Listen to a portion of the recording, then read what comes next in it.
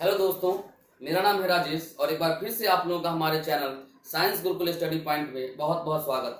आज हम लोग लेकर आए हैं करंट इलेक्ट्रिसिटी का लेक्चर नंबर 8, जहां हम लोग आज सीखेंगे current division end voltage division electrical circuits में कैसे करते हैं। तो बच्चों, हमको उसको सीखने से पहले हम लोग कुछ और चीज सीखेंगे मैथमेटिक्स का, जो कि बहुत जरूरी है। तो क्या सीखेंगे, उसको हम लोग बोलते हैं रेशियो। सबसे पहले हम लोग रेशियो देखेंगे, फिर हम लोग अपने सब्जेक्ट्स पढ़ाएंगे करंट डिवीजन और वोल्टेज डिवीजन। तो थोड़ी सी बात रेशियो के बारे में समझ लीजिए। मान लिया जाए कि यदि हमारे पास 150 रुपया है, कितना रुपया है, 150 रुपया है, और इसको 3 पार्ट में हमको डिवाइड करना है, एक्स, वाई एंड जेड। ये क्या हमारा 3 पार्ट है, 3 पार्ट है। इस 150 रुपये को 3 पार्ट में डिवाइड करना है, जिसका रेशियो बोलेगा X ratio Y ratio Z है। कितना है, x ratio Y ratio Z. वो आपको कुछ भी गिवन होगा, मान लेते हैं कुछ भी गिवन होगा 2:3:4, मान लीजिए इस तरह से आपको दिया हुआ है, और आपको बताना होगा कि 150 रुपए में जब x y और z रेशियो में डिवाइड किया गया तो x का वैल्यू कितना है, y का वैल्यू कितना है और z का वैल्यू कितना है। रेशियो बच्चों में बता दूं, यह बहुत इंपॉर्टेंट कॉन्सेप्ट है, क्योंकि जब आप नीट और इंजीनियरिंग का जब एग्जाम दीजिएगा तो 3 से 4 क्वेश्चंस आपको रेशियो के बेस्ड पर आता है। तो रेशियो का कॉन्सेप्ट बहुत बच्चे को समझ में नहीं आता है, तो 5 मिनट में हम पहले रेशियो के बारे में चर्चा करेंगे, फिर हम लोग चलेंगे इलेक्ट्रिकल सर्किट में डिवीजन के बारे में पढ़ेंगे। तो क्या हमने कहा, यहाँ पर 150 रुपये को 3 पार्ट में 2:3:4 में, या मान लेते हैं यहाँ पर 5 रेशियो कर लेते हैं। क्या कर लेते हैं, 5 रेशियो कर लेते हैं। इसको डिवाइड करना है। इसका मतलब क्या होता है बच्चों, ध्यान से समझना। इसका मतलब होता है कि आप रेशियो का मतलब होता है 3 पार्ट में डिवाइड किया, 2:3:5 का मतलब होगा तीनों को ऐड कर लीजिए, तो कितना होगा 5 × +3 + 2 कितना हो जाएगा 10। मतलब कि एक आप लाइन खींच लीजिए, 1 2 3 4 5 6 7 8 9 और 10 यूनिट आप बना लीजिए।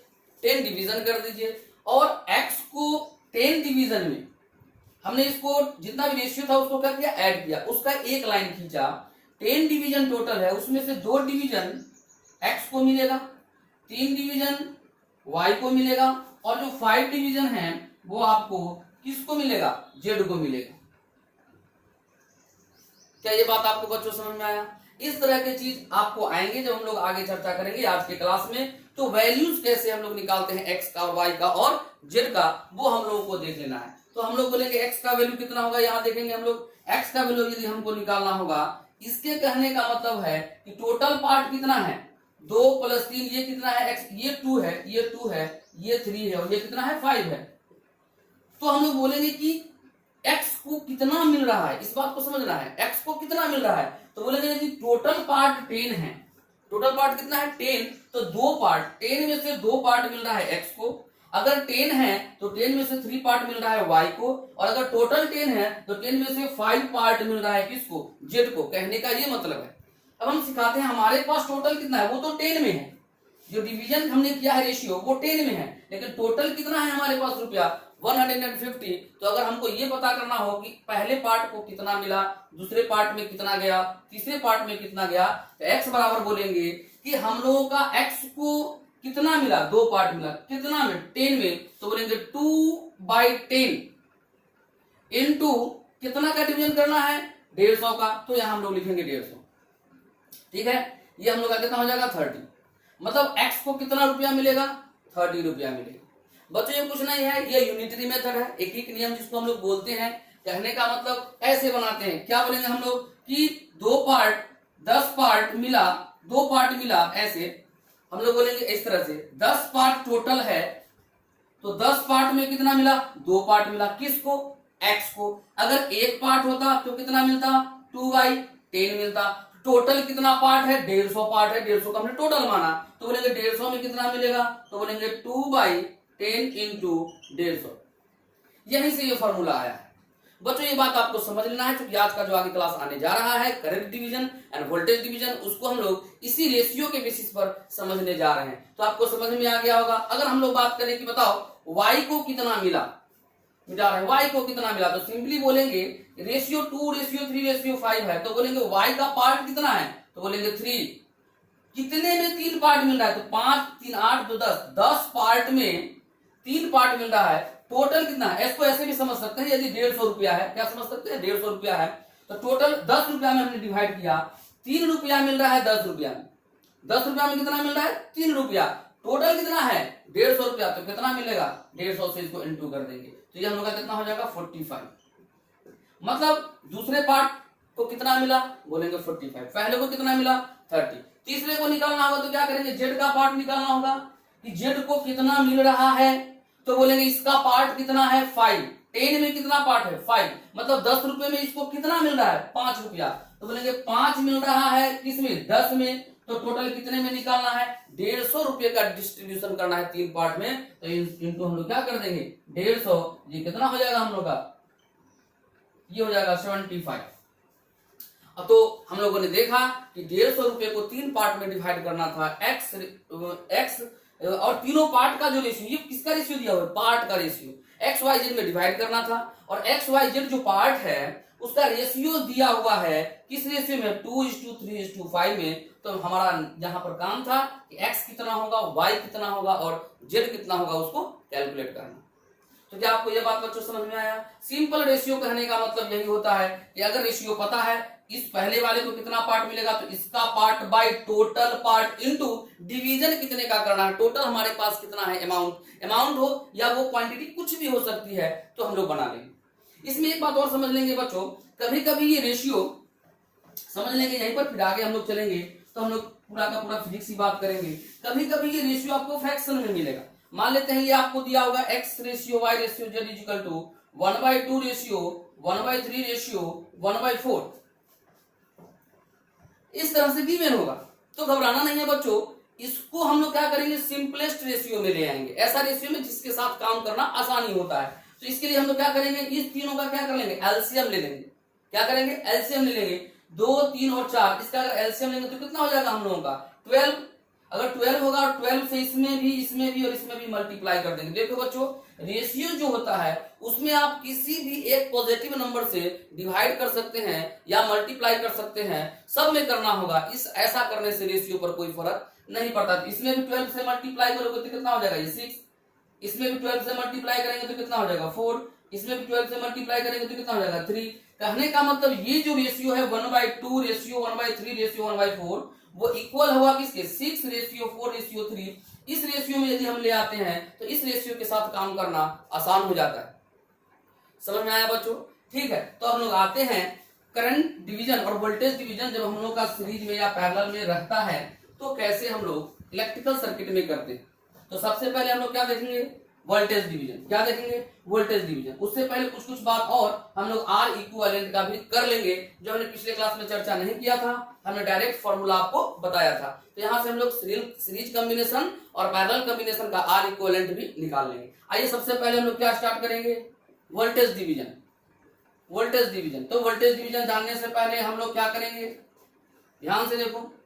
मान लीजिए बच्चों हमारे पास 3 रेसिस्टर है, एक रेसिस्टर यहाँ है, एक ये दूसरा रेसिस्टर और ये तीसरा रेसिस्टर है, और इसको हमने एक बैटरी से कनेक्ट कर दिया, V वोल्ट के बैटरी से कनेक्ट कर दिया। इसका रेसिस्टेंस मान लेते हैं R1 है, इसका R2 है और इसका कितना है R3 है, और इसमें से करंट मान लेते हैं बैटरी से होकर कितना करंट फ्लो कर रहा है I।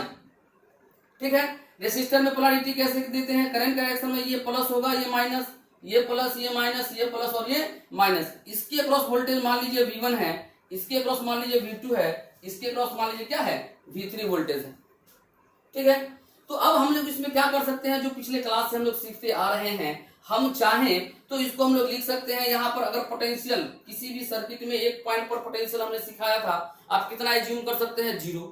तो मान लेते हैं कि ये पॉइंट अगर 0 वोल्ट पर है तो ये पूरा का पूरा वायर है, यहाँ कितने वोल्ट पर होगा पोटेंशियल 0 वोल्ट पर, ये 0 वोल्ट V वोल्ट का बैटरी, तो यहाँ कितना होगा V वोल्ट, इसको मान लो V है। ठीक है, अब हम लोग क्या करते हैं इक्वेशन लिखना आपको सिखाए थे, करंट के डायरेक्शन में चलते हुए सारे वोल्टेज को आप लिख लीजिए। तो यहां से चल रहे हैं, यहाँ का पोटेंशियल कितना है V, आगे चले रेसिस्टर को जब क्रॉस किए तो प्लस से माइनस गए, इसके क्रॉस पोटेंशियल डिफरेंस कितना है V1, तो माइनस में होगा माइनस V1। यहाँ चले आए, फिर से हमको रेसिस्टर को यहाँ क्या किए क्रॉस किए, यहाँ क्रॉस किए तो फिर से प्लस से माइनस गए, तो पोटेंशियल क्या होगा माइनस V2। फिर यहाँ से यहाँ गए, फिर प्लस से माइनस गए तो इसके क्रॉस पोटेंशियल डिफरेंस कितना है R3 के cross V3 minus V3 equal to इस पॉइंट का पोटेंशियल कितना है 0। ये हम लोग पहले से चर्चा करते आ रहे हैं कि एक पॉइंट से दूसरे पॉइंट तक कैसे हम लोग इक्वेशंस को लिखते हैं। तो यहां से हम लोग का क्या प्राप्त होगा V equal to V1 plus V2 plus V3, V equal to V1 plus V2 plus V3। अब एक बात ध्यान दो बच्चों कि यदि यही बैटरी हम लोग यूज करते, V वोल्ट की बैटरी ही यूज करते और इस V वोल्ट की बैटरी से I करंट ही फ्लो करता और इस रेसिस्टेंस को R इक्विवेलेंट बोलते, R इक्विवेलेंट बोलते, तो ये R इक्विवेलेंट इस तीनों रेसिस्टर्स के बराबर अकेला वर्क करता। अकेला क्या करता? वर्क करता।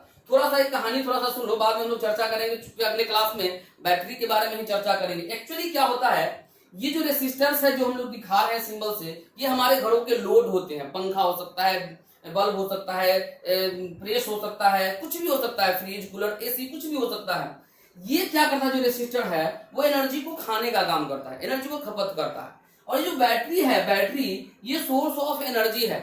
ये क्या है? Source of energy. ये एनर्जी देने का काम करता है। आप ऐसा मान सकते हो कि ये हमारे गार्जियन हैं जो पैसा कुछ कमाते हैं और वो तीन यहाँ इनके क्या है बच्चे हैं जिनमें डिस्ट्रीब्यूट करते हैं। तो मान लेते हैं थोड़ी देर के लिए कितना रुपया कमाते हैं, 20 रुपया। 20 रुपया जो कमाएंगे और ये तीनों क्या है खर्चा करने वाला है। तो ये कितना रुपया खर्चा कर रहा है V1, ये कितना रुपया खर्चा कर रहा है V2, ये कितना रुपया खर्चा कर रहा है V3। और ध्यान से देखना है कि गार्जियन अपने पास कुछ रखेंगे नहीं, जितना रुपया कमाएंगे वो सारा रुपया क्या करेंगे इस तीनों रेसिस्टर में खर्चा कर देंगे, यानी इनके जो बच्चे हैं उनको पूरा का पूरा रुपया दे देते हैं। तो फिर से देखो कितना रुपया ये कमा रहा है 20 रुपया, ये कितना खा रहा है V1, ये कितना खा रहा है V2, ये कितना खा रहा है V3। तो हम बोल सकते हैं जो V होगा कमाया हुआ रुपया बराबर total V1 plus V2 plus V3 total खर्चा हो जाता है। इसकी कहानी हम लोग नेक्स्ट क्लास में करेंगे। तो अब हम लोग यहाँ चर्चा कर रहे हैं, यहाँ V है, अगर फिर से अगर इसको हम लोग 0 वोल्ट मान लें, यहाँ क्या मान लें 0 वोल्ट, V वोल्ट का बैटरी, तो यहाँ कितना होगा V, और करंट इसमें कितना जा रहा है I। क्या बात आया समझ में? अब चलो हम लोग क्या करेंगे, हम लोग का क्या है V equal to V1 plus V2 plus V3। हम लोग का क्या है V equal to V1 plus V2 plus V3। तो ध्यान से देखो V का वैल्यू इस तरीके से निकालना है। तो यहाँ 0 है, यहाँ V है, तो V minus 0 by R equivalent. V equal to क्या होता है बच्चों I इंटू R। क्या होता है I इंटू R। तो V की जगह क्या रखेंगे, इससे कितना करंट जा रहा है I, और इंटू इसका R इक्वलेंट कितना है, R इक्वलेंट है। तो V इक्वल टू लिखेंगे हम लोग I इंटू R इक्वलेंट इस सर्किट से। अब V1 कहां से लिखेंगे, इस सर्किट से। तो V1 इक्वल टू इससे कितना करंट जा रहा है I, और रेसिस्टेंस कितना है R1। तो V1 इक्वल टू कितना हो जाएगा I into R1। Similarly V2 equal to कितना हो जाएगा, करंट कितना जा रहा है I into R2, I into R2 plus I into R3। I अगर इस तरफ से हम लोग कॉमन ले लेंगे तो इधर से I कैंसिल हो जाएगा। तो R इक्विवेलेंट का जो फॉर्मूला हम लोग का आ गया बच्चों, R इक्विवेलेंट का R1 plus R2 plus R3। ये हम लोग पिछले जो लेक्चर्स है उसमें डायरेक्ट हम लोग बताया था फॉर्मूला आपको। अभी हमने क्या किया है, इस फॉर्मूला को डिराइव कर दिया है कि R equivalent is equal to R1 plus R2 plus R3 कैसे आता है। समझ में आया? अब हम लोग सीखेंगे कि जो V वोल्ट का बैटरी है वो रेसिस्टर्स में उनका डिवीजन कैसे होता है, V1 कितना होगा, V2 कितना होगा और V3 कितना होगा। तो आइए देखते हैं हम लोग।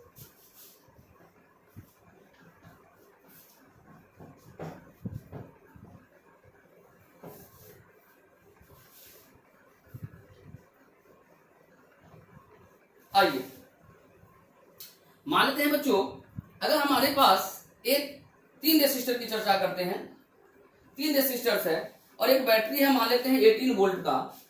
कितने का? 18 वोल्ट का। ये मान लेते हैं 2 ओम, ये मान लीजिए 4 ओम, और 3 ओम मान लीजिए 3 ओम, और ये मान लीजिए 6 ओम। ठीक है बच्चों?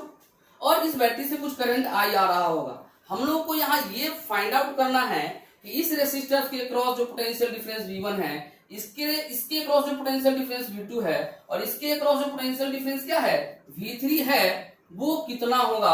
18 वोल्ट का बैटरी है। तो क्या बात है समझ में? तो आइए देखते हैं इसको हम लोग कैसे निकालेंगे। तो सबसे पहले V1 हम लोग क्या देखेंगे, V1 इज इक्वल टू क्या होगा, बोलो। V1 इज इक्वल टू होगा I into R1, I into R1। V1 equal to क्या होगा I इंटू R1। चलिए इसको हम लोग थोड़ा देर के लिए पहले क्या मान लेते हैं, R1 मान लेते हैं, इसका इक्वेशन एक बना देते हैं और इसको क्या मान लेते हैं R2 और इसको क्या मान लेते हैं R3। पहले हम लोग एक फॉर्मूला डिराइव कर लेते हैं, उसके बाद हम लोग क्वेश्चंस के थ्रू चलेंगे कि कैसे V1 V2 और V3 का वैल्यू फाइंड आउट करते हैं। तो V1 इक्वल टू क्या होगा बच्चों, I इंटू R1। देखिए सर्किट में रेसिस्टेंस को अभी हमने क्या माना है R1, ठीक है। तो I इंटू R1, V2 कितना होगा, V2 कितना होगा I इंटू R2, V3 कितना होगा I इंटू R3। क्या यहां तक आपको समझ में आया? अब हमको क्या चाहिए, V1 V2 V3 का वैल्यू चाहिए, तो सबसे पहले हम लोग उसका रेशियो निकालते हैं। तो V1 ratio V2 ratio V3 is equal to हो जाएगा, ध्यान से देखो वैल्यूज रखेंगे, तो IR1 ratio IR2 ratio IR3। यहां तक बच्चों समझ में आया? फिर हमने बताया था, अभी आज भी जो क्लास हमने स्टार्ट किया था, इस तीनों में किसी एक नंबर से आप डिवाइड कर सकते हैं। मान लेते हैं इसमें इसमें और इसमें, अगर I से हमने डिवाइड कर दिया तो I तीनों से कैंसिल हो जाएगा। तो आपको क्या याद रखना है कि जो वोल्टेज का जो रेशियो होगा V1 V2 और V3 का जो रेशियो होगा वो रेसिस्टर्स के डायरेक्टली प्रोपोर्शनल कहते हैं हम लोग, R1 ratio R2 ratio R3। ये फॉर्मूला आपको ध्यान रखना है बच्चों। रेसिस्टर्स यदि सीरीज में है, रेसिस्टर्स किस में है, सीरीज में, मतलब रेसिस्टर से यदि सेम करंट फ्लो कर रहा है, यहां से सेम करंट फ्लो कर रहा है, तो जो वोल्टेज का डिवीजन होता है V1 V2 V3 वो रेसिस्टर्स के डायरेक्टली प्रोपोर्शनल होता है। रेसिस्टर्स का जो रेशियो होगा उसके डायरेक्टली प्रोपोर्शनल उसका डिवीजन होता है। आपको ये फॉर्मूला याद रख लेना है, V1 ratio V2 ratio V3 is equal to R1 ratio R2 ratio R3। कब, जब रेसिस्टर्स क्या में होते हैं, सीरीज में होते हैं, ठीक है। तो अब इससे कैसे क्वेश्चंस हम लोग बनाएंगे, V1 V2 V3 का वैल्यू कैसे फाइंड आउट करेंगे, हम लोग यहाँ ध्यान से देखेंगे। तो देखते हैं, एक इसी क्वेश्चंस को बनाते हैं जो बोर्ड पर हम लोगों ने अभी लिखा है। चलिए 18 वोल्ट का बैटरी, ये रेसिस्टर 2 ओम 3 ओम और 6 ओम का है, तो हमको बताना है V1 V2 V3 कितना है। तो सबसे पहले V1 रेशियो V2 रेशियो हम लोग लिखेंगे V3, और हम लोग जान गए कि जो वोल्टेज का जो डिवीजन होगा वो रेसिस्टेंस के डायरेक्टली प्रोपोर्शनल होता है, मतलब इसी के रेशियो में होगा। तो इसका वैल्यू कितना है, 2 रेशियो 3 रेशियो 6। क्या ये बात समझ में आया? वोल्टेज का जो डिवीजन है V1 V2 V3 वो रेसिस्टर्स के रेशियो के डिवीजन में ही होगा।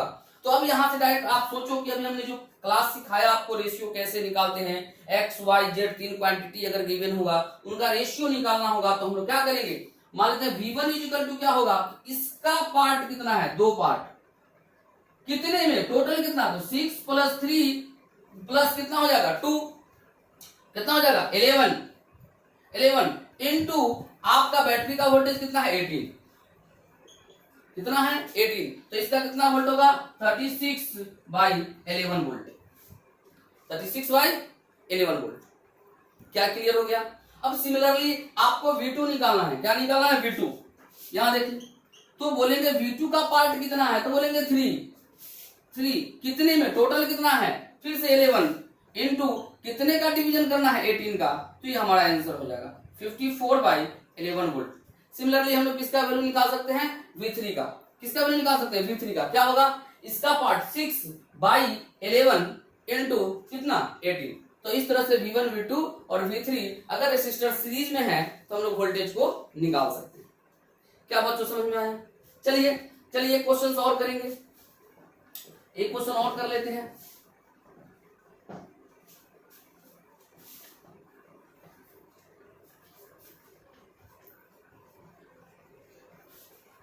अगर मान लेते हैं हमारे पास दो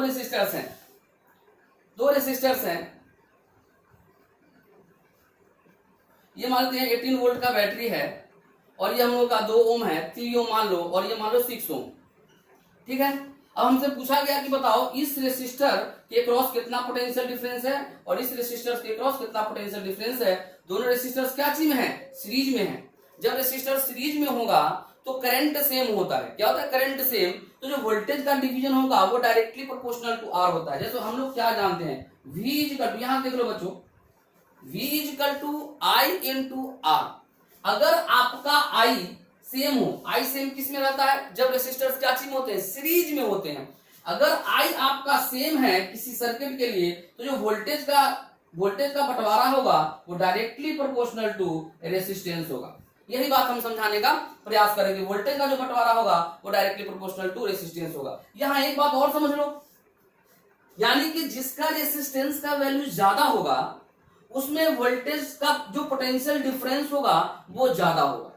उसमें पोटेंशियल डिफरेंस क्या होगा? ज्यादा होगा। हम लोग आगे सीखेंगे। वो ज्यादा एनर्जी खाएगा। जो ज्यादा वोल्ट का होगा, अगर सीरीज में कनेक्टेड हो तो जो रेसिस्टेंस ज्यादा ओम का है उसका क्या होगा? वोल्टेज पोटेंशियल डिफरेंस ज्यादा होगा, वो ज्यादा एनर्जी खाएगा। V directly proportional to R। अब आइए इसमें हमने यहाँ पर इसको सॉल्व करते हैं। मान लेते हैं इसके क्रॉस पोटेंशियल डिफरेंस कितना है? V1 और इसके क्रॉस पोटेंशियल डिफरेंस कितना है? V2। हमको निकालना है V1, तो V1 रेशियो V2 पहले ऐसे लिखेंगे। V1 रेशियो V2 क्या हो जाएगा हम लोगों का? रेसिस्टेंस इसका है 3:6। क्या बच्चों समझ में आया? अब V1 निकालना है। V1 V2 पार्ट है किसका? V का। V कितना है? 18 वोल्ट। ये आपको समझना है कि टोटल वोल्टेज कितना है? 18 वोल्ट। इसका दो पार्ट है, कौन? V1 और V2। 18 वोल्ट को हमने दो भाग में बांटा है, एक भाग है V1, एक भाग है V2। V1 और V2 उसका रेशियो ये है, तो V1 इक्वल टू क्या होगा? इसका part 3 divided by total part 9 into कितने वोल्ट का बंटवारा करना है? 8 वोल्ट का 18। तो ये हम लोग का यहां से हो जाएगा कितना? 6 वोल्ट। मतलब इसके क्रॉस जो पोटेंशियल डिफरेंस होगा वो कितना होगा? 6 वोल्ट। अब इस रेसिस्टर के क्रॉस पोटेंशियल डिफरेंस कितना होगा? तो फॉर्मूला से अगर हम लोग चले, इसका बताना है, बोलेंगे इसका पार्ट कितना? 6 V2 इक्वल टू बोलेंगे उसका पार्ट 6 बाय टोटल 9 इंटू बंटवारा कितने का करना है? 18 वोल्ट का। 18 वोल्ट का 18 से मल्टीप्लाई करेंगे, ये हम लोग का हो जाएगा 2, ये हो जाएगा हम लोग का 12 वोल्ट। क्या बच्चों आपको समझ में आया? यहां पर आपने एक बात देखा कि जिसका रेसिस्टेंस ज्यादा होता है उसके क्रॉस पोटेंशियल डिफरेंस भी ज्यादा आएगा। देखो इसके क्रॉस आया 6 वोल्ट, इसके क्रॉस कितना आया? 12 वोल्ट। क्या ये बात समझ में आया? और देखो इसमें हम लोग क्या क्या बात सीख सकते हैं। अगर ये सीरीज में अगर दोनों सेम रेसिस्टेंस का होता, अगर दोनों सेम रेसिस्टेंस का होता तो बैटरी के वोल्टेज का बंटवारा भी क्या होता? इक्वल होता। मान लेते हैं ये 3 ओम है और ये भी क्या होता? 3 ओम होता। ये भी क्या होता? 3 ओम होता। और ये 18 वोल्ट है तो इसके क्रॉस होता 9 वोल्ट, क्योंकि रेसिस्टेंस इसका भी 3 ओम, इसका भी 3 ओम, इसके क्रॉस 9 वोल्ट और इसके क्रॉस भी कितना आता हम लोग का? 9 वोल्ट आता। क्या ये बात समझ में आया? ठीक है, मिटाते हैं इसको, फिर और देखते हैं क्या क्या चीज में चर्चा किया जा सकता है। एक बात आप ध्यान से देखो, दो रेसिस्टर्स बहुत इंपॉर्टेंट होते हैं। दो रेसिस्टर्स क्या होते हैं? बहुत ही इंपॉर्टेंट होते हैं। तो अब थोड़ा सा और स्पीड हम बढ़ा रहे हैं, आपको इतना ज्यादा रेशियो लिखने की जरूरत नहीं है, केवल 2 के लिए। किसके लिए? 2 के लिए। यदि वो 2 रेसिस्टर्स होगा 3 ओम और 3 ओम, मान लेते हैं पहले यहाँ कितना था हम लोग का? 6 ओम था। 6 ओम था, तो 3 ओम और 6 ओम का अगर रेसिस्टर्स है जो कि सीरीज में कनेक्टेड है और 18 वोल्ट का बंटवारा करना है तो डायरेक्ट V1 इक्वल टू लिखेंगे। ध्यान से समझना, जिसका वोल्टेज लिखने जा रहे हो उसी का रेसिस्टेंस। ऐसा क्यों बोलते हैं हम लोग? क्योंकि V इक्वल टू IR में जब I कांस्टेंट होता है तो V directly proportional to R। इसका मतलब जिसके क्रॉस वोल्टेज लिखने जा रहे हैं पोटेंशियल डिफरेंस, उसी का रेसिस्टेंस ऊपर में रखना है। तो क्या हो जाएगा हम लोग का? V1 इक्वल टू इसका रेसिस्टेंस कितना? 3 बाई टोटल रेसिस्टेंस कितना? 9 इंटू बंटवारे कितने का करना है? 18 वोल्ट का, तो यहां देंगे 18। ये हमारा कितना आ जाएगा? 6 वोल्ट। क्या बच्चों समझ में आया? बार बार रेशियो लिखने की जरूरत नहीं है, रेशियो को समझ लेना है कि फॉर्मूला कैसे ड्राइव होता है। और जब प्रैक्टिस में आते हैं हम लोग तो बार बार रेशियो दिखाने की जरूरत नहीं है। 2 रेसिस्टर्स के लिए हमेशा याद रखना, जैसे मान लीजिए इसके लिए निकालना है, सीरीज में है, तो V2 इक्वल टू डायरेक्ट लिखेंगे इसका resistance 6 by total resistance 9 into बंटवारा कितने का करना है? 18 वोल्ट का। तो ये हम लोग का कितना हो जाएगा? 12 वोल्ट। क्या बच्चों आपको ये बात समझ में आया? क्या आपको रेसिस्टर्स दिए होंगे सीरीज में तो क्या वोल्टेज का बंटवारा आप कर सकते हैं? ठीक है, अब हम लोग आते हैं करंट डिवीजन पर।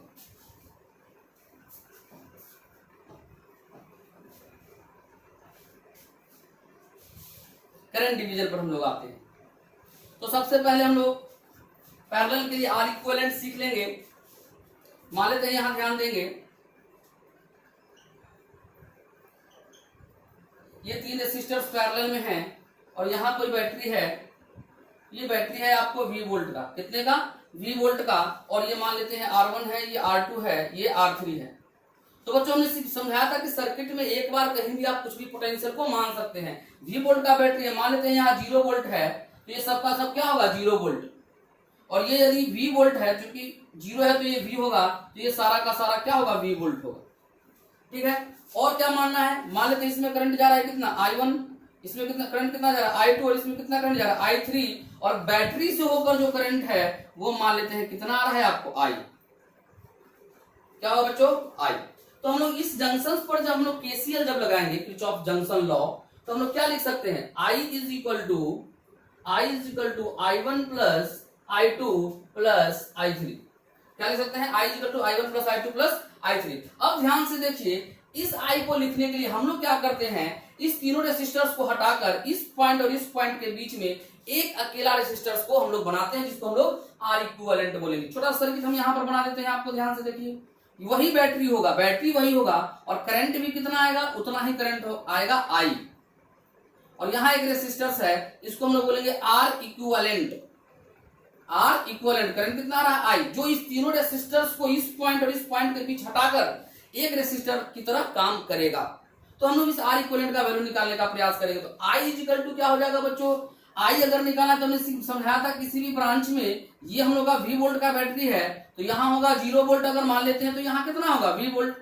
तो हमने पिछले सारे लेक्चर्स को आप ध्यान से देखो, 1-2 लेक्चर पिछला तो उसमें चर्चा किया है, ये V वोल्ट ये 0 वोल्ट, तो I निकालने के लिए बनेंगे V minus 0 by R equivalent. तो I कितना हो जाएगा, V by R equivalent.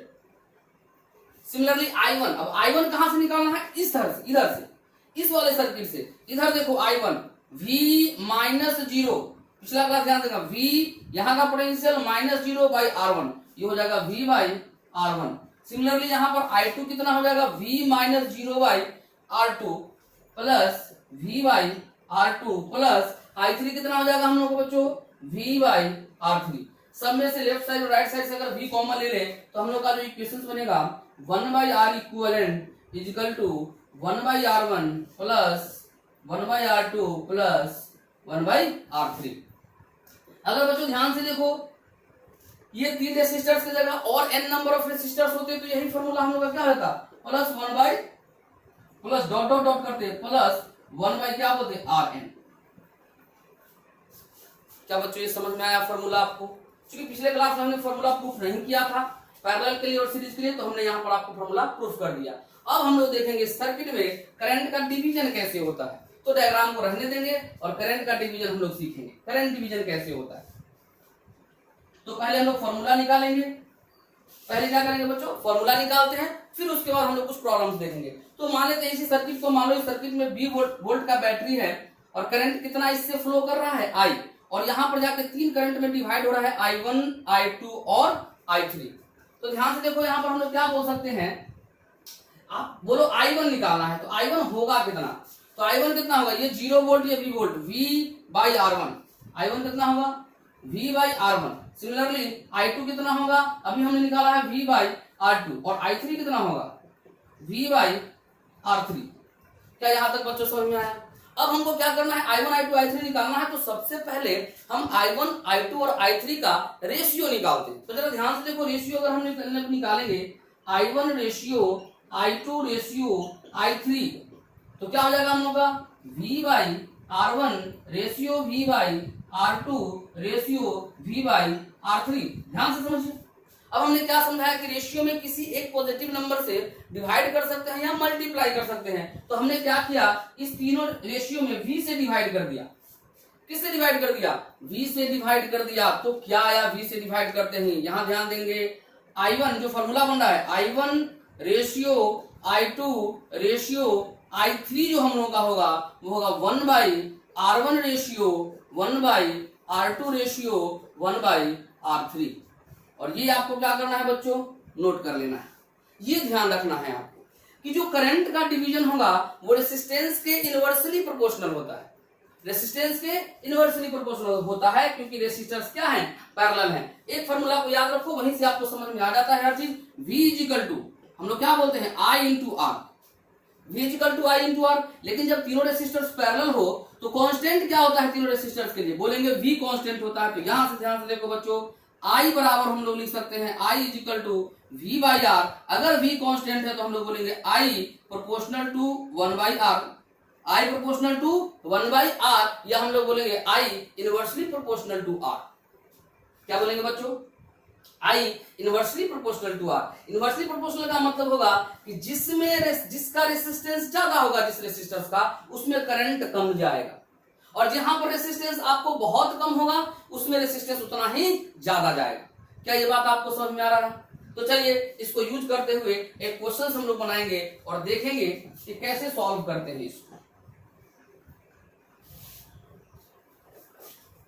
Formula बच्चों आप लोग उतार लीजिएगा, और नहीं तो कम से कम ध्यान में रखना है कि कैसे हम लोग रेशियो लिखते हैं, करंट का डिवीजन करते हैं तो क्या फॉर्मूला आ रहा है। चलिए तो एक क्वेश्चन बना लेते हैं। मान लेते हैं एक करंट है 18 एम्पियर करंट आ रहा है, और यहाँ पर 3 रेसिस्टर्स हम आपको दे देते हैं। यहाँ पर 3 रेसिस्टर्स दे देते हैं। मान लेते हैं कि 3 ओम है, 6 ओम है, और मान ले यहाँ पर 9 ओम है। ठीक है, ये हमने माना 3 ओम, 6 ओम, 9 ओम रेसिस्टर है, और ये करंट कितना आ रहा है 18 एम्पियर। तो आपको करंट का डिवीजन आना चाहिए। इसमें कितना करंट जाएगा? मान लेते हैं I1, इसमें कितना जाएगा I2, इसमें कितना जाएगा I3, और आपको इसका वैल्यू निकालना है। मान लेते हैं यहाँ कोई पोटेंशियल V वोल्ट है, यहाँ कोई 0 वोल्ट है। इसके अक्रॉस क्या आपका कनेक्टेड होगा? कोई बैटरी कनेक्टेड होगा। तो यहां से 18 एम्पियर का करंट को हमको डिवीजन करना है। तो हमने क्या सिखाया आपको कि I1 ratio I2 ratio I3, I1 ratio I2 ratio I3 करेंगे तो क्या मिलेगा हम लोगों को? अभी क्या सीखे? इसमें कितना करंट जाएगा? रेसिस्टेंस के इनवर्सली प्रोपोर्शनल, बोलेंगे 1/3 रेशियो 1/6 रेशियो 1/9। क्या बात आया समझ में? अब इसको सिंपल रेशियो में हम लोग चेंज करेंगे। क्योंकि सिंपल रेशियो में चेंज करेंगे तो एलसीएम लेंगे तो कितना आ जाएगा? 9 18 हो जाएगा एलसीएम। तो ये कितना होगा? 6 रेशियो 3 रेशियो 2, 6 रेशियो 3 रेशियो 2। क्या ये बात आपको बच्चों समझ में आ गया? Very good. अब I1 निकाला तो I1 is to I2 is to I3 ratio जो है हम लोग का 6 रेशियो 3 रेशियो 2 है। तो अब तो सवाल बहुत आसान हो गया। अभी तक यही सिखा रहे थे। जो I1 का वैल्यू आएगा तो टोटल पार्ट कितना है? 6 3 9, तो 11 पार्ट में से I1 को मिल रहा है 6 पार्ट। 11 में से टोटल कितना है? 18। तो कैसे बनेगा? इसका पार्ट 6 बाई टोटल 11 इंटू कितना एम्पियर आ रहा है? 18 एम्पियर। कितना है बच्चों? 18 एम्पियर। अगर और अच्छा वैल्यू लाना चाहते हो तो मान सकते हो यहाँ पर 22 एम्पियर। मानने के लिए, कैलकुलेशंस को आसान करने के लिए मान लो कि 22 एम्पियर का करंट इधर से आ रहा है, उसको बंटवारा करना है। तो यहाँ पर 18 की जगह क्या आ जाएगा? 22। कितना जाएगा? 22। तो यहां से ये 2 हो जाएगा, तो हम लोग का आ जाएगा 12 एम्पियर। क्या हो जाएगा बच्चों? 12 एम्पियर। और I2 कितना हो जाएगा? क्या आप तेजी से निकाल सकते हो? I2 का रेशियो पार्ट 3 बाई टोटल 6 3 9 2 11, बार बार तो 11 ही आएगा, टोटल तो 11 ही है, इनटू यहाँ पर कितना करंट आ रहा है? 22। यहां डालेंगे 22, तो कितना हो जाएगा बच्चों? 6 एम्पियर। कितना हो जाएगा? 6 एम्पियर। चलिए I3 निकालना होगा। तो I3 का पार्ट कितना है? 2, टोटल कितना? 11। कितने करंट का डिवीजन करना है? 22 का। तो हम लोग का हो जाएगा ये कितना? 4 एम्पियर। कितना हो जाएगा? 4 एम्पियर। अब 4 + 6 10, और प्लस कितना? 12, कितना हो जाएगा? 22 एम्पियर। क्या बच्चों आप करंट का डिवीजन कर सकते हो जब पैरेलल में ये हम लोग का रेसिस्टर्स होगा? आपको इस फॉर्मूला को ध्यान रखना है। I1 ratio I2 ratio I3 equal to 1/R1 ratio 1/R2 ratio 1/R3, और उसको फिर हम लोग एलसीएम ले लेंगे, और एलसीएम लेके सिंपल रेशियो बना लेंगे। और जैसे ही सिंपल रेशियो में बना लेंगे हम लोग I1 I2 और I3 कैलकुलेट कर सकते हैं। I1 I2 I3 किसका पार्ट है? I का। टोटल करंट को 3 भाग में हमने बांटा है, I1 I2 और I3। I1 I का ही पार्ट है, मीन्स I1 I2 और I3 को ऐड कर देंगे तो वैल्यू किसके बराबर आएगा? I के बराबर। चलिए अब हम थोड़ी सी चर्चा 2 रेसिस्टर्स के ऊपर करेंगे, क्योंकि बार बार आपको 2 रेसिस्टर सर्किट में दिखेंगे जहां आपको करंट को डिवीजन करना होगा। तो 2 के लिए आप प्रैक्टिस बना के रखिए, 3 के लिए भी आएगा तो हमने करना सीख लिया। चलिए अब हम चर्चा करते हैं थोड़ा सा 2 के लिए। ध्यान से देखो, अगर मान लेते हैं कि करंट I आ रहा है, करंट कितना आ रहा है? I, और इधर हम लोग का I1, इधर कितना है? I2, और ये क्या है R1 और ये क्या है R2, रेसिस्टर्स I1 और I2, R1 और R2। तो I1 यहां ध्यान से देखेंगे, I1 रेशियो I2 बराबर क्या हो जाएगा 1/R1 रेशियो 1 कितना हो जाएगा R2। ठीक है, अगर हम लोग दोनों और R1 R2 और यहां भी R1 R2 से मल्टीप्लाई कर सकते हैं, तो R1 R2 से मल्टीप्लाई करोगे तो ये रेशियो हो जाएगा R2 रेशियो R1।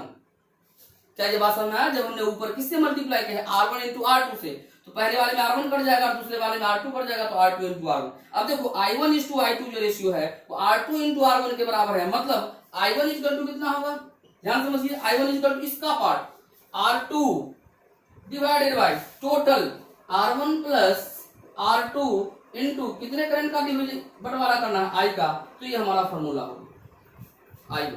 I2 कितना हो जाएगा, I2 कितना हो जाएगा, तो I2 अगर करेंगे हम लोग तो इसका resistance R1 by total R1 plus R2 into I, ये फॉर्मूला बना।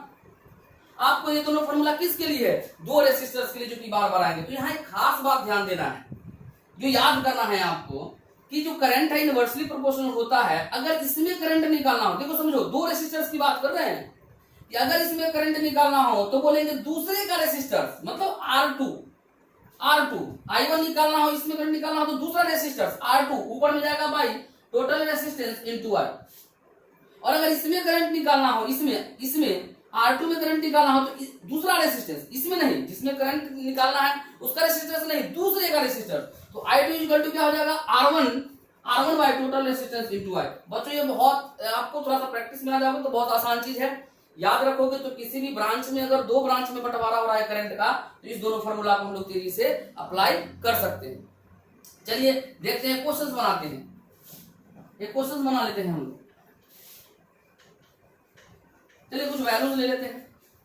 मान लेते हैं करंट आ रहा है आपका 11 एम्पियर, कितना 11 एम्पियर का करंट आ रहा है, ये मान लेते हैं 3 ओम, ये कितना मान लीजिए 3 ओम, और ये कितना मान लीजिए 6 ओम। ठीक है, ये 3 ओम है और ये कितना है 6 ओम, और 11 एम्पियर इधर से आ रहा है, इसमें कितना जाएगा, इस ब्रांच में कितना जाएगा आपको बताना है। तो हमने क्या बोला, डायरेक्ट तेजी से लिखना सीखो। इसमें करंट लिखना होगा, मान लेते हैं I1 है और इसमें कितना करंट मान लेते हैं I2 है।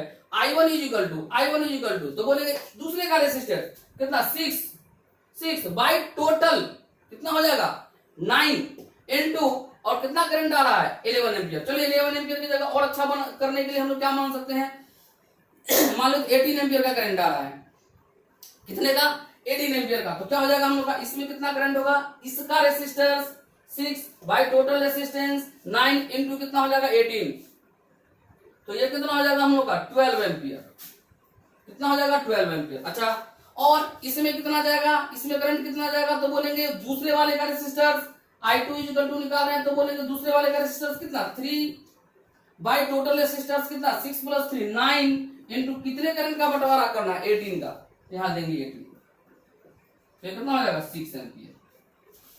अब एक और ध्यान से देखो बच्चों, यहां पर 3 ओम है, यहां 6 ओम है, करंट किस में ज्यादा गया, करंट किस में ज्यादा गया, तो बोलेंगे 3 ओम में करंट गया है 12 एम्पियर और 6 ओम में करंट गया है कितना, 6 ओम वाले रेसिस्टर में करंट कितना गया है 6 एम्पियर। तो बोलेंगे जिस रास्ते में रेसिस्टर्स की वैल्यू कम होती है उधर करंट ज्यादा जाता है, और जिस रास्ते में रेसिस्टर्स ज्यादा होता है, रेसिस्टेंस का वैल्यू ज्यादा होता है, उस रास्ते से करंट का वैल्यू कम जाता है। ये बात आपको समझ लीजिए, क्योंकि इसी कॉन्सेप्ट के बेस पर एक बहुत अच्छा कॉन्सेप्ट हम लोग 5 मिनट में कवर करेंगे, जो हमने पहले भी चर्चा किया था, शॉर्ट सर्किट, और हमने वहां बताया था कि उसको कैसे हम लोग याद कर लेते हैं, लेकिन अभी हम उसको समझाने जा रहे हैं। देखिए यहां पर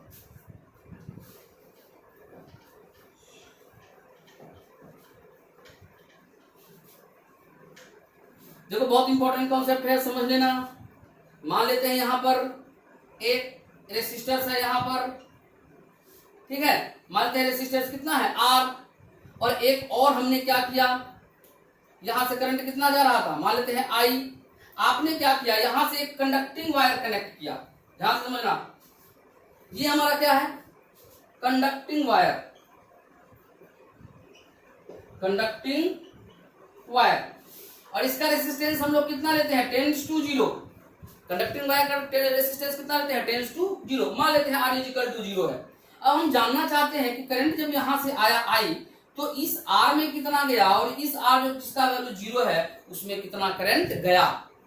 क्या मेरी बात समझ में आ रहा है? तो चलिए जो फॉर्मूला हम लोग जानते हैं, मान लेते हैं इसमें करंट गया कितना I1 और इसमें करंट गया कितना I2। ध्यान समझना बच्चों, बहुत इंपॉर्टेंट कॉन्सेप्ट है। तो अगर हम I1 का वैल्यू निकालें, क्या निकालें, I1 का वैल्यू निकालें, तो I1 का वैल्यू निकालने के लिए दूसरे वाले का रेसिस्टेंस, तो ये जो रास्ता है हमने अभी चर्चा किया, दूसरा वाला रेसिस्टेंस कितना है, small r by total resistance कितना होगा R plus R into current कितना है I। क्या बच्चों समझ में आया? अब R का वैल्यू कितना है जीरो, तो हम लोग जब R का वैल्यू जीरो रख लेंगे, zero by R plus R into I, तो ध्यान से देखेंगे I1 का वैल्यू कितना आया, जीरो। कितना आया I1 का वैल्यू, जीरो। इसका मतलब कि इस रेसिस्टर से कोई भी करंट फ्लो नहीं कर रहा है। अब आइए जरा I2 का वैल्यू निकालते हैं, I2 का वैल्यू निकालिए। तो I2 का वैल्यू जब निकालेंगे तो बोलेंगे दूसरे वाले का रेसिस्टेंस, यानी ये R by total resistance R plus R into कितना I। अगर R का वैल्यू आप क्या डालिएगा, जीरो, क्योंकि ये तो कंडक्टिंग वायर है और उसका रेसिस्टेंस कितना होता है, जीरो। और ये कंडक्टिंग वायर इस रेसिस्टेंस के साथ क्या चीज में है, पैरेलल में है। क्या चीज में है, पैरेलल में है। तो R का वैल्यू जैसे ही आप जीरो डालिएगा तो ये R से R कट जाएगा, I2 का वैल्यू कितना आया I2 का वैल्यू कितना आया I। ये बहुत इंपॉर्टेंट चीज है, यहाँ एक बहुत इंपॉर्टेंट कॉन्सेप्ट है।